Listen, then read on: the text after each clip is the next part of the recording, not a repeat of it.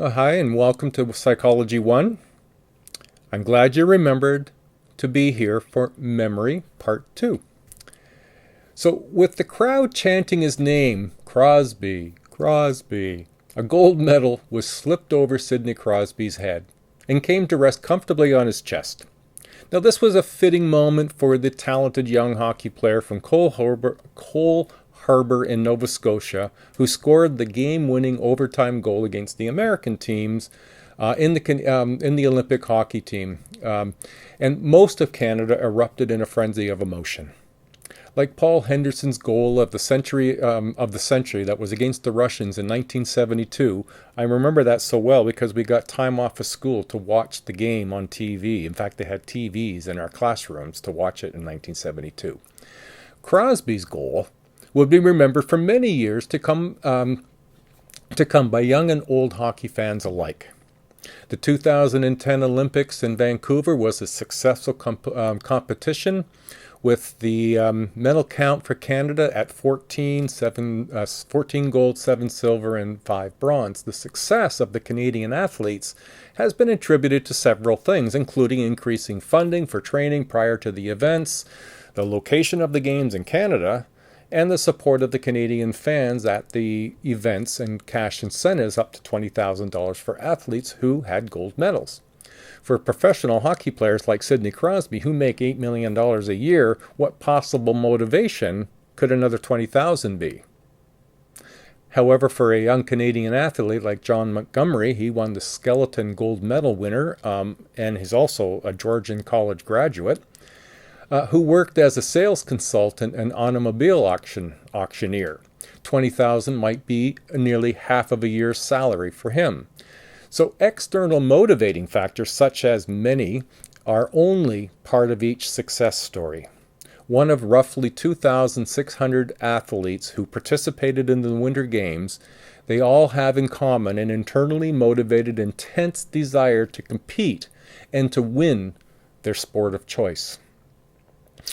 They all sacrificed years of their lives training both minds and bodies in order to compete at the Olympics. And in fact, internal motivations such as a strong desire to win and a sense of obligation to one's country and supporters, often fueled by strong emotions, can be more powerful than the strongest external motivation. Underlying each gold medal athlete's story, from the successful professional hockey player to the amateur skater, it's a mixture of internal motivations, supportive external motivations, and powerful emotions which combine into a record-breaking victory. So how about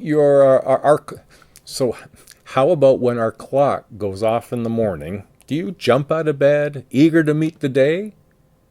Or do you bury your head in the blankets, wishing it will pass? This is going to be part 1, and in part 1 we're going to focus on motivation, theories of motivation, primary drives, and social motives. Once you're at your job and on the campus or studying online, do you always do your best, or do you work just hard enough to get by? Are you genuinely happy? Do you sometimes feel worried or feel sad? In this chapter, we're going to explore the physical, the mental, and social factors that motivate behavior in areas ranging from eating to sexuality and achievement. We'll also explore emotions and how they are expressed, but that's for next week. So let's get started with motivation. The psychology of motivation concerns the whys of behavior, all of the processes that initiate, direct, and sustain behavior that will satisfy our physiological and psychological needs. Motives are hypothetical states that activate behavior toward goals.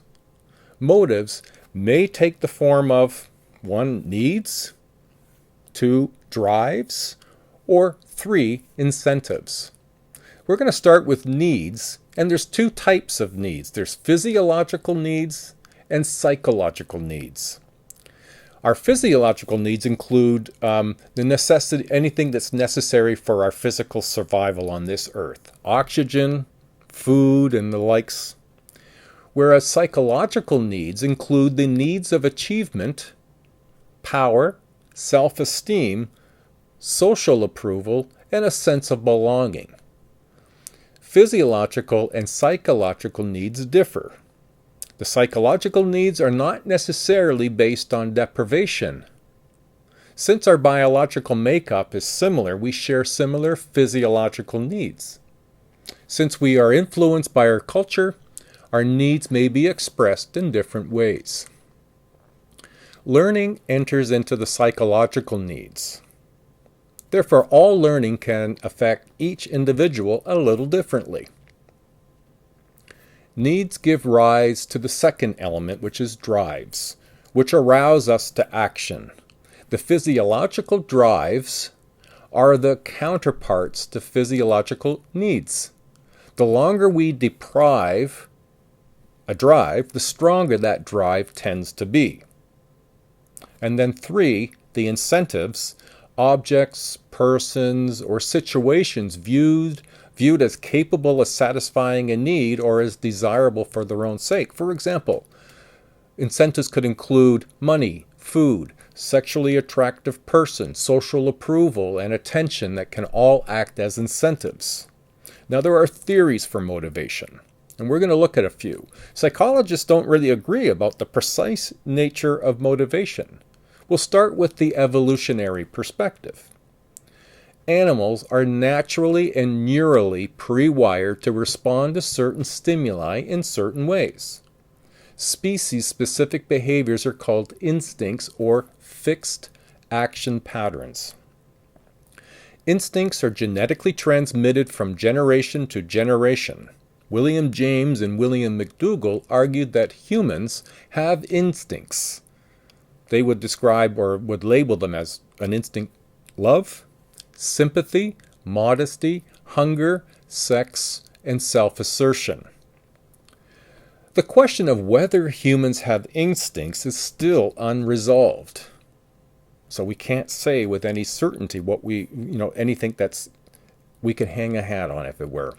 Now, the second theory we'll touch base on is what's known as drive reductionism and homeostasis. Primary drives trigger arousal. It creates a tension and it activates our behavior. We engage in behaviors that reduce that tension. These can include such things as hunger, thirst, and pain. Acquired drives are acquired through experience. We acquire, the drive for money because money isn't naturally something we are born to desire, but we learn that money has value. Social approval, we learn about social approval. Affiliation, these are all things that we learn over time. We're not born with an understanding of. Now, homeostasis, as I mentioned earlier, this is a steady state. Homeostasis, it's balanced. People are motivated to maintain a balanced or steady state. It works like a thermostat. When the temperature drops below a set point, the heating system is triggered and it will stay on until that set point is reached. Now, a search for stimulation, we can look at motives in this way. Stimulus motives, the organism is motivated to increase stimulation, not reduce the drive. Lower animals and humans appear to be motivated to seek novel stimulation. Now, novel stimulation just means things that are new. Stimulus motivation, it provides an evolutionary advantage. Animals that are active and motivated to learn about their environment are more likely to survive. We'll touch now on the humanistic theory. Now, Abraham Maslow was instrumental in the humanistic theory. He believed that people are motivated by the conscious desire for personal growth. Now, you're familiar perhaps with his hierarchy of needs, in that he would go on to argue that people will tolerate pain, hunger, etc. to attain personal fulfillment. Now, the top part of that triangle is what's known as that top component is self-actualization, and it's defined as that self-initiated striving to become whatever we believe we are capable of being, the best of our best for ourselves. As vital in humans as hunger is, Maslow's hierarchy of needs ranges from the physiological, which is those base needs, such as hunger, thirst, through to the top, self-actualization. Now, we naturally strive to climb the hierarchy, from physiological to safety to love and belonging, easy for me to say, esteem, and then self-actualization. Now, critics argue that there's too much individual variation for the hierarchy of motives to apply to everyone. So if we're going to look at evaluating the theories of motivation, drive reduction theory may explain why we drink when we're thirsty. Stimulus motives might explain why we drink alcohol and attend social events. Self-actualization motives could explain why athletes sacrifice their time and resources when training for competitions. And what we'll do is we're going to look at hunger as our first example. So let's move to hunger and we'll explore motivation as it relates to that. Now, the importance of food, necessary for survival, symbol of families' togetherness and caring. We associate food with nurturance of the parent-child relationship. The biological influences on hunger, well, they satisfy or satisfaction. We get these signals from our digestive tract and also from our mouths, from chewing and swallowing. Hunger pangs are our stomach contractions letting us know that we need something in there. A ventromedial nucleus of the hypothalamus, that's the stop eating center of the brain. Research with rats have shown that when destroyed, the rats continue to eat and become hyperphagic. When stimulated, the rats stop eating. The lateral hypothalamus is the start eating center of the brain. When destroyed, the rats may stop eating altogether. Aphagic.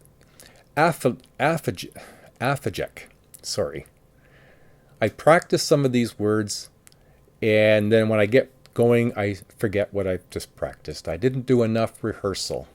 That's an example from our memory section. When stimulated, the rats started to eat, and so that's the significance of the start eating center of the brain. The psychological influences of hunger, well, other factors that influence hunger include the sight or aroma of food.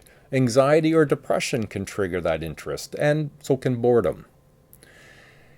We have a funny and interesting relationship with food. One of the side effects of loving food too much is the potential for obesity, or a serious and pervasive problem. Some facts about obesity. You can check out the data that you find in your text on page 217. North American culture idealizes the slender heroes and heroines. People who are obese may encounter several health-related problems, including hypertension, heart disease, diabetes, gallbladder disease, osteoarthritis, sleep apnea, respiratory problems, and certain kinds of cancer. They may also have and live shorter lives. Now, factors in becoming overweight, well, there's biological factors that can influence overeating, and one is hereditary. Overweightness, if that's a correct word, it tends to run in some families. Fatty tissue also metabolizes food more slowly than muscle does. Dieting slows down the metabolic rate, thus making it more difficult to lose weight. Fat cells. Average man, about 40% muscle, 15% fat. The average woman, 23% muscle and 25% fat. Some of the psychological factors that can involve observational learning. If you see other people eating, you might choose to eat too. Stress, emotional states, exposure through media to unhealthy food choices, situations such as family celebrations, watching TV, arguments, and tension all can affect our eating habits. Negative emotions such as depression and anxiety can lead to binge eating. There are different forms of eating disorders, and they're characterized by persistent, gross disturbances in eating patterns. 1.5% of Canadian women ages 15 to 24 suffer from eating disorders. Anorexic nervosa is a life-threatening eating disorder characterized by extreme fear of being too heavy, dramatic weight loss, distorted body images, resistance to eating enough to maintain a healthy weight. It afflicts women predominantly during adolescence and young adulthood. White females of higher socioeconomic status. 6-to-1, a gender ratio with more females to males. When we consider some of the risks, well, general health deteriorates and mortality rate is approximately 5%. Premature development of osteoporosis. So may actually become preoccupied with food. We are looking through cookbooks, shopping for their family, preparing meals. It can be a very overwhelming element in people's lives, particularly where food and weight are a problem. Another form of eating disorder is what's known as bulimia nervosa. Bulimia nervosa is characterized by reoccurrent cycles of binging and purging. Purging can include vomiting, strict dieting, fasting, the use of laxatives, and prolonged and excessive exercise. Tends to affect women during their adolescence and young adult years, and more European Americans. Origins to eating disorders, well, it's hard to determine. There's a great deal of research with many questions remaining and unanswered. Many parents are obsessed with getting their children to eat. Children may learn to resist their parents or to even punish them. Often the parents have issues with eating themselves.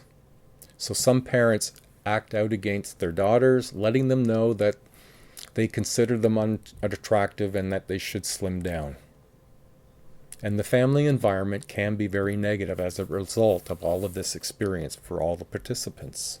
Now, typically, a history of child abuse and particular sexual abuse, exposure to high parental expectations.